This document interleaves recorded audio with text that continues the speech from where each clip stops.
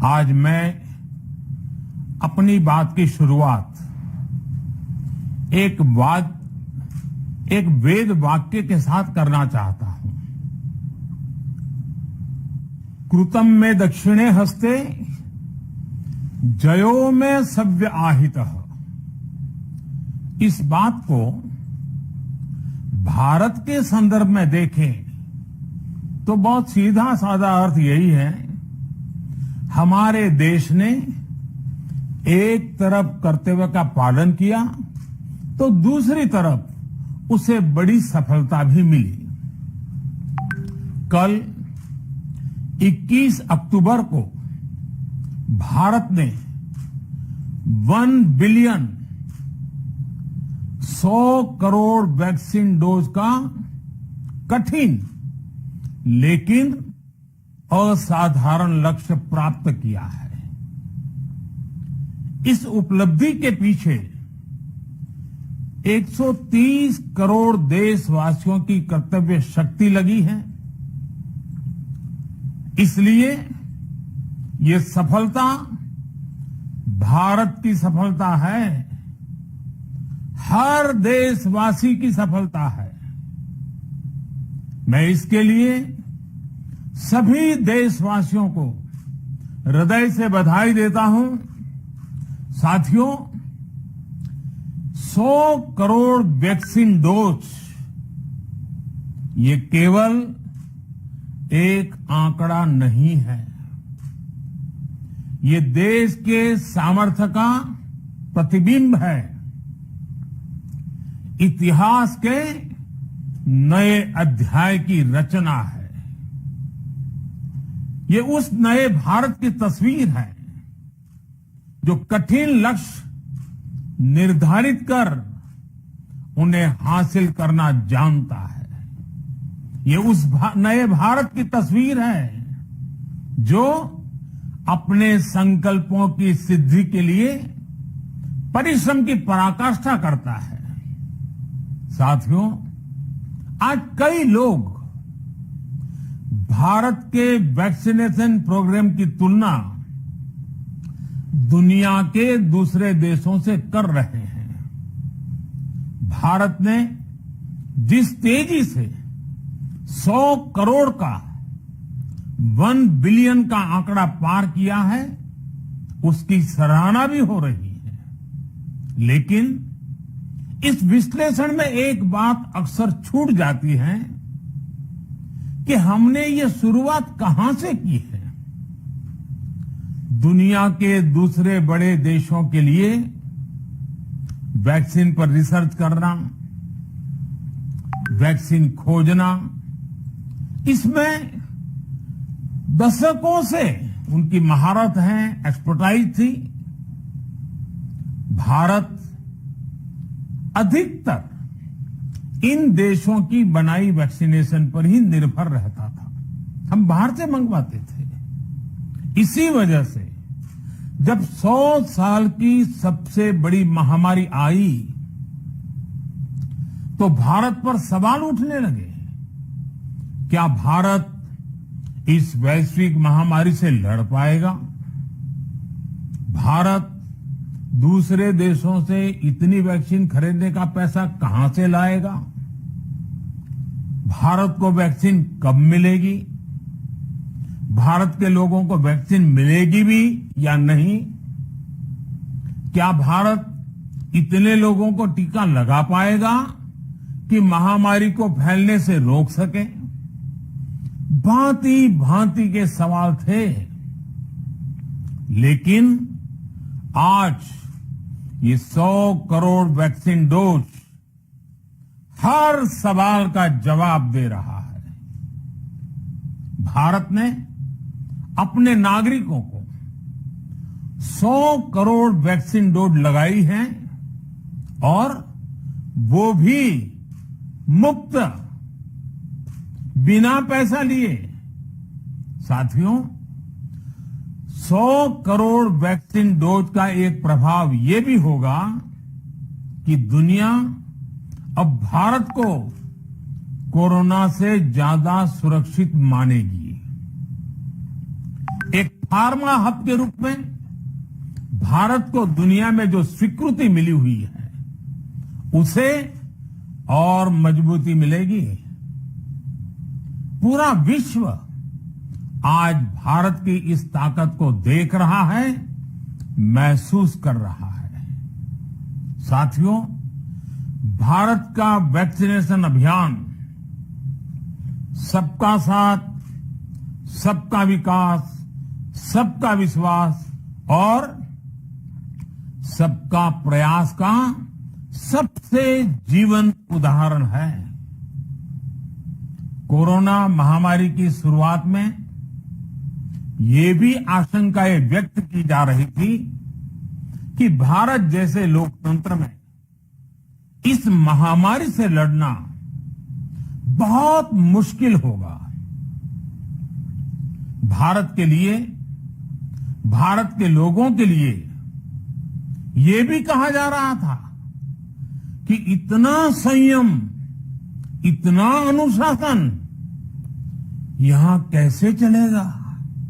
लेकिन हमारे लिए लोकतंत्र का मतलब है सबका साथ। सबको साथ लेकर देश ने सबको वैक्सीन, मुफ्त वैक्सीन का अभियान शुरू किया। गरीब, अमीर, गांव, शहर, दूर सुदूर, देश का एक ही मंत्र रहा कि अगर बीमारी भेदभाव नहीं करती तो वैक्सीन में भी भेदभाव नहीं हो सकता।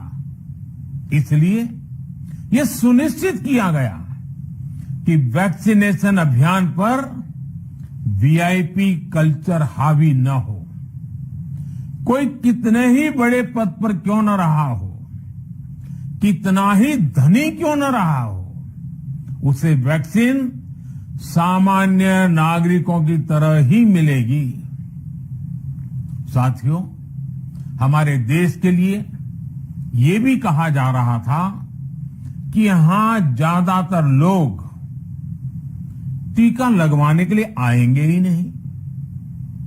दुनिया के कई बड़े विकसित देशों में आज भी वैक्सीन हेजिटेंसी एक बड़ी चुनौती बन गई है। लेकिन भारत के लोगों ने 100 करोड़ वैक्सीन डोज लेकर ऐसे लोगों को निरुत्तर कर दिया है। साथियों, किसी अभियान में जब सबका प्रयास जुड़ जाता है तो परिणाम अद्भुत ही होते हैं। हमने महामारी के खिलाफ देश की लड़ाई में जन भागीदारी को अपनी पहली ताकत बनाया। फर्स्ट लाइन ऑफ डिफेंस बनाया। देश ने अपनी एकजुटता को ऊर्जा देने के लिए ताली, थाली बजाई, दिए जलाए। तब कुछ लोगों ने कहा था कि क्या इससे बीमारी भाग जाएगी? लेकिन हम सभी को उसमें देश की एकता दिखी, सामूहिक शक्ति का जागरण दिखा। इसी ताकत ने कोविड वैक्सीनेशन में आज देश को इतने कम समय में 100 करोड़ तक पहुंचाया है। कितनी ही बार हमारे देश ने एक दिन में 1 करोड़ टीकाकरण का आंकड़ा पार किया है। ये बहुत बड़ा सामर्थ्य है, प्रबंध कौशल है, टेक्नोलॉजी का बेहतरीन इस्तेमाल है, जो आज बड़े बड़े देशों के पास भी नहीं है। साथियों, भारत का पूरा वैक्सीनेशन प्रोग्राम विज्ञान की कोख में जन्मा है, वैज्ञानिक आधारों पर पनपा है और वैज्ञानिक तरीकों से चारों दिशाओं में पहुंचा है। हम सभी के लिए गर्व करने की बात है कि भारत का पूरा vaccination program science bound, science driven और साइंस बेस्ड रहा है। वैक्सीन बनने से पहले और वैक्सीन लगने तक इस पूरे अभियान में हर जगह साइंस और साइंटिफिक अप्रोच शामिल रही है। हमारे सामने चुनौती मैन्युफैक्चरिंग को लेकर भी थी, प्रोडक्शन को स्केल अप करने की भी थी। इतना बड़ा देश, इतनी बड़ी आबादी, उसके बाद अलग अलग राज्यों में, दूर दराज इलाकों में समय से वैक्सीन पहुंचाना, ये भी किसी भागीरथ कार्य से कम नहीं था। लेकिन वैज्ञानिक तौर तरीकों और नए नए इनोवेशन से देश ने इस चुनौतियों के समाधान तलाशे असाधारण स्पीड से संसाधनों को बढ़ाया गया।